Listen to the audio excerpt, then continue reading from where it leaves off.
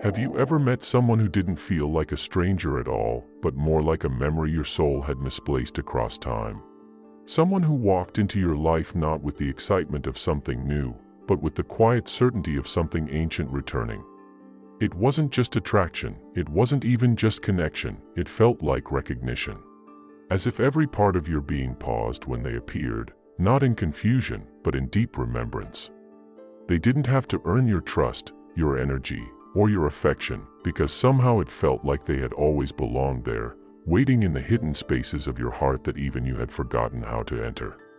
When they spoke, it wasn't their words that captivated you, it was the way their presence felt like coming home to a place you never knew you missed.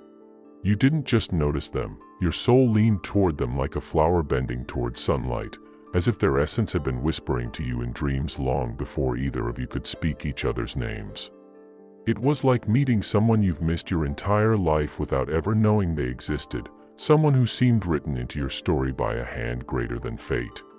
But even in the midst of that deep, soul-stirring familiarity, you felt something equally heartbreaking, the knowing that you couldn't stay. That they couldn't stay. That no matter how aligned your spirits were, the timing, the world, or perhaps the lessons themselves wouldn't allow it. They were the flame that reminded you how brightly you could burn, but not the one meant to warm your future. They opened a door inside you that you'll never be able to close again, a door not into them, but into yourself. And though they may vanish from your days, their impact remains, like a sacred imprint pressed into your soul, marking the moment everything began to shift. In the beginning, your mind will search for explanations, desperately trying to soothe the ache with logic. You'll craft stories to ease the pain, telling yourself that maybe it just wasn't the right time, that circumstances were to blame, that the universe played a cruel trick on your heart. You might skim through every memory, dissecting every moment, wondering if you misread something, missed a deeper meaning, or failed to act when it mattered most. The guilt may settle quietly, whispering that you could have done more. But beneath all that noise lies a truth far more sacred than anything reason can touch. Carl Jung understood this truth intimately. He believed that the people we are irresistibly pulled toward, especially those we are unable to hold onto, are not random passers-by in our story. They are living messages, rich symbols born from the deepest wells of our unconscious mind. They arrive like dreams made flesh, not to fulfill our fantasies, but to shatter our illusions and call us into awareness. They represent something far bigger than a relationship. They are catalysts. Embodied archetypes that reach into our soul's narrative, not to complete us, but to awaken the parts that lie dormant. And often, it is precisely the person you cannot have who reflects your truest self most clearly. Their presence presses on your wounds, your longing, your hidden desires, not to break you, but to remind you that something sacred within you has yet to be fully lived. These are not people you simply love. They are people who expose your unfinished becoming. They stir your soul because they carry the mirror you have spent a lifetime avoiding. And their impossibility is not a punishment, it is part of their purpose. They enter your life not as a gentle breeze but as a firestorm. They do not come to offer comfort or stability. They arrive like fire, untamed and consuming, not to stay and warm your hands, but to ignite something within you that you forgot was capable of burning. They scorch through the layers of numbness you've wrapped around your soul. They don't linger to shelter you, they awaken you by their very absence. After them, you cannot return to lukewarm connections. You cannot pretend you are satisfied with shallow waters after you've tasted the depths. They are the ones who spark an emotional blaze so intense that you are forever changed. They come like mirrors, not soft or kind, but so painfully clear that they reflect back everything you've concealed. Every truth you've buried beneath performance, silence, or fear. Every desire you've denied. Every shadow you've refused to claim. In their presence, you are forced to look, truly look, at who you are and who you are not yet brave enough to become. That clarity is unnerving, almost violent in its honesty. And yet, it is liberating. It doesn't just confront you, it reintroduces you to yourself. Their presence calls forth something ancient, something inherited, something older than logic, a remembrance etched deep into the bones of your being. It is not simply emotional, it is mythic. It is the echo of past lives, the stirrings of archetypes, the awakening of your most primal truth. And while they may vanish just as quickly as they appeared, what they leave behind is not emptiness, it is a blazing trail toward the person you are meant to become. It's never just about them. It's never just about their smile, their voice, or the way they made you feel seen. What you truly fall in love with is the version of yourself that begins to awaken in their presence.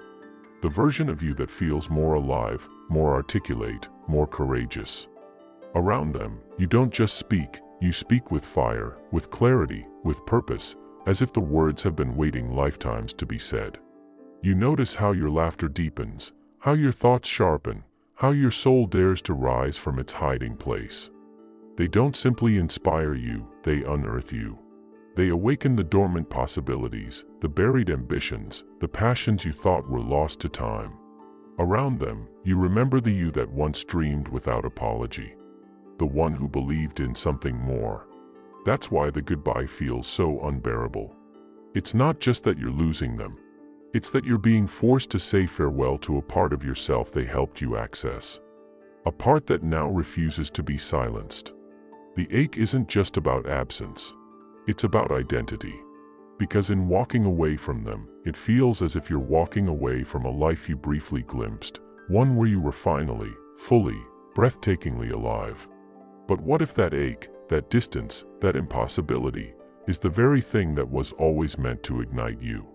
What if the pain of not having them is what keeps your soul in motion, what keeps your inner world stirred and awake? What if their absence is not a void, but a spark, placed precisely where your longing begins to shape the direction of your becoming? Maybe the fact that you couldn't hold them wasn't a punishment, but a sacred clue. Maybe the universe, in all its quiet brilliance, never intended them to be your companion, but your compass. Their role wasn't to walk beside you through the seasons, it was to stand at the threshold of your becoming and remind you that the fire within you can light the road ahead. Sometimes, the ones who leave are the ones who give the clearest direction. Not through their presence, but through the echo they leave behind. And it is that echo that follows you like a haunting rhythm, urging you to rise, to walk forward, and to discover who you are without them, but because of them. Jung didn't see suffering as a mistake to be corrected or a detour to be escaped, but as an indispensable threshold every evolving soul must cross. To him, pain wasn't merely a symptom of misfortune, it was the psychic forge through which the self is shaped, stripped, and reborn. So when you encounter someone who doesn't just make your heart flutter, but churns the entire ocean within you, shaking loose all that you thought you had buried or forgotten, their purpose is not to soothe you, it is to unsettle you. Their role isn't to offer comfort, but to awaken the deep, silent forces that have been dormant inside you. They appear not as punishment, but as provocation, a divine disruption meant to pierce through the surface layers of your identity and awaken what lies beneath. It's the soul's way of calling you into confrontation, into transformation, into becoming. They were never the destination. They were the earthquake meant to shatter the crust of who you thought you were, so the deeper, truer self could begin to rise from within the ruins. This was never simply about romance, not about holding hands beneath sunsets or exchanging promises beneath moonlight. This was about resurrection, about something ancient and buried in you being jolted back to life. That's why the question, why couldn't it work, becomes a prison, a loop that traps you in what was never meant to be answered with logic. That question belongs to the mind, but the encounter itself came for the soul. Instead, shift the inquiry. Ask, what did they awaken in me that refuses to go back to sleep? Because that's where the truth lives, not in the longing, but in the unveiling. It isn't their absence that leaves you aching, it's the echo of a reality they briefly unveiled. A reality where love was unguarded, where you existed without pretense, where every layer of performance fell away and you stood exposed, real, and radically alive. They cracked something open, something raw and unrehearsed, and now, every shallow version of connection tastes hollow in comparison. You didn't lose a person. You lost the illusion that you could live half awake. And once you've tasted that kind of aliveness, nothing dull, numb, or false can ever satisfy you again. They were never meant to be your partner. They were a portal, a threshold you were meant to cross, not cling to. Their purpose wasn't to walk beside you, but to turn you inward, to redirect your gaze toward the places within yourself you've long abandoned. This is where the real journey begins, not toward them, but toward the forgotten rooms of your own soul. They didn't just captivate you, they illuminated all the parts of you that had gone dim. The tenderness you saw in them. It's the tenderness you were taught to suppress. The power that radiated from them. It's the power you've buried beneath years of doubt. Their presence cracked open a space inside you that you didn't know was starving. And now, in their absence, you are left with a haunting question that refuses to be ignored. What within me was stirred by their reflection, and why have I waited so long to meet it in myself? Because this was never about chasing them. It was always about chasing the truth they brought to the surface. They didn't come to complete you. They came to ignite the parts of you you've yet to claim. Carl Jung often spoke of the anima and animus, the sacred feminine and masculine energies that live within each of us regardless of gender. He believed that when we cross paths with someone who seems to embody our inner opposite, it is not by chance. It is a summons, a spiritual collision. That pull you feel toward them, the overwhelming gravity that defies logic, isn't simply romantic or physical. It is psychological, archetypal, deeply symbolic. It's your unconscious recognizing a piece of itself in another form. But Jung warned that this magnetism is not an invitation to possess. It's an invitation to awaken. These encounters are not meant to end in happy endings. They are meant to trigger a holy disruption. The traits that you admire in them, the qualities that draw you in so fiercely, are often the very aspects of yourself that have been silenced, exiled, or undeveloped. You aren't drawn to them because they are your missing half. You are drawn because they mirror the parts of you that are longing to be reclaimed. And true wholeness is not found in merging with another. It is found in integrating what they represent. This is not a union of bodies. It is a union of awareness, calling you to retrieve the forgotten fragments of your own being. You thought it was their confidence that drew you in, the way they carried themselves without apology, the way their words seemed to cut through the noise of the world. Or maybe it was their emotional depth, their capacity to see beyond the surface, to understand pain without needing it explained. Perhaps it was their creativity, the way they turned ordinary moments into something vivid, magnetic, and unforgettable. But if you look deeper, you'll see something more unsettling, something more sacred. They weren't showing you who they are, they were reflecting who you had once been or could still become. Those qualities you admired weren't foreign, they were familiar. Not because they belonged to them, but because they were once alive in you. You didn't fall for someone different. You fell for a version of yourself you had buried. And their presence didn't create a void, it illuminated one that was already there. That ache in your chest as they walk away isn't just about missing them, it's about mourning the part of you that only woke up in their presence. But that part doesn't have to disappear. You don't need to lose them to lose the light. The invitation, the deeper call, is to breathe life into that part of yourself again. To walk with the voice you found around them. To let your own depth rise, not as a performance, but as a permanent state. To feel fully, to speak boldly, to live as though your soul is no longer in hiding. Not to win them back, not to recreate the past, but to finally become the person their presence reminded you you've always had the potential to be. We often convince ourselves that when someone slips through our fingers, it's because we were somehow lacking. Not beautiful enough, not healed enough, not wise or stable or complete. We replay moments in our mind, looking for where we faltered, where we failed, where we weren't enough. But what if that narrative is entirely false? What if their leaving had nothing to do with your shortcomings and everything to do with your soul's timing? Perhaps it wasn't your inadequacy that ended the connection, but your readiness to begin a deeper journey that could only unfold without them. Maybe they weren't meant to walk with you, not because you couldn't handle their love, but because your spirit needed to grow strong enough to carry what they awakened in you by yourself. Sometimes, the universe places a soul in your life that is too potent, too catalytic, too vast to remain in your orbit for long. Their presence shakes the ground beneath you. It rearranges your emotions, your identity, your sense of truth. And while you long to keep that fire close, its very intensity demands solitude, for that energy to burn inward and forge something sacred inside of you. Their exit was not rejection, it was release. A cosmic hand pulling you into your own becoming. Not because you were weak, but because you were ready to become powerful in a way you couldn't yet see. Their absence is not an emptiness, it is space. Space in which you are being reshaped, not into someone who clings to love, but someone who becomes it. There is a rare and sacred kind of grief that doesn't stem from the disappearance of someone else, but from the sudden reawakening of something you once buried inside yourself. It isn't the absence of their body that wounds you most, it's the presence of a memory you didn't even know you had. A memory not of the past, but of your essence.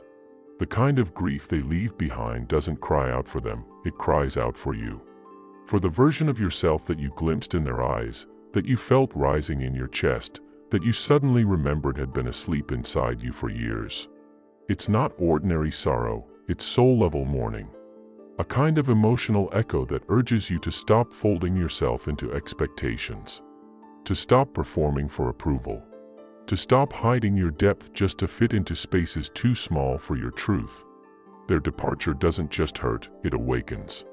It exposes the masks you've been wearing, the talents you've dimmed, the magic you've denied. This grief is holy. It's a divine invitation to return, not to them, but to yourself. To rise out of the roles you've played and reclaim the wonder, the wildness, the fierce beauty that you once abandoned in order to be accepted. Their leaving wasn't the end. It was the bell ringing deep within your being, reminding you that you are no longer allowed to forget who you are. You didn't cross paths with them so they could fill the missing spaces in you. You weren't meant to lean on them as if they held the final piece of your puzzle. You met them so you could finally face the corners of your soul that had been wrapped in silence, buried under years of forgetting. It wasn't their presence alone that shook you, it was what they stirred awake. Their affection, even if it never fully bloomed into reality, carried a kind of sacred power. It wasn't just love, it was ignition. Their existence unlocked emotional doors that had remained sealed. They didn't arrive to carry you forward, they arrived to hand you the map. To hand you the mirror. They reflected back all the parts of yourself that you had hidden, doubted, or disowned. The connection wasn't about dependency, it was about remembrance. They didn't come to complete you. They came to confront you, to challenge the limits you'd placed around your heart. And in doing so, they gave you the gift of liberation, not through promises, but through awakening. Their role was never to stay, it was to show you that you are already whole, already capable of embodying everything you once believed only they could bring. And it's easy, so easy, to elevate them to a pedestal, to make them the golden standard that no future love could possibly touch. You start comparing every glance, every conversation, every heartbeat to what you felt in their presence. And without realizing it, you begin worshiping a memory, polishing it until it gleams with illusion. But in doing so, you don't honor them, you imprison yourself. You get stuck in a beautiful echo of the past, mistaking it for a destination rather than a doorway. That connection wasn't meant to be frozen in time like a romantic relic. It wasn't meant to become a measuring stick for every soul who tries to love you after. They didn't enter your life to be idealized or romanticized. They came to shatter your comfort, to unearth the parts of yourself buried beneath performance and fear. They were a holy disruption. A sacred spark that lit fire to the life you had outgrown. They came to expose the limits of the person you used to be so that you could choose a new beginning. Not just any beginning, but one birthed from truth. One that reflects the strength, depth, and authenticity you saw in their eyes and never again want to live without. The deeper tragedy isn't that they slipped through your fingers, it's that you might ignore the sacred upheaval their presence was meant to spark. That you might mourn their absence more than you honor the rebirth they came to initiate. You weren't meant to cling to them like a lifeline. You were meant to be set on fire by their existence. Let them go, not to erase them, not to silence the echo of their impact, but to fully absorb what they awakened in you. Release them, not into forgetting, but into remembrance that transforms.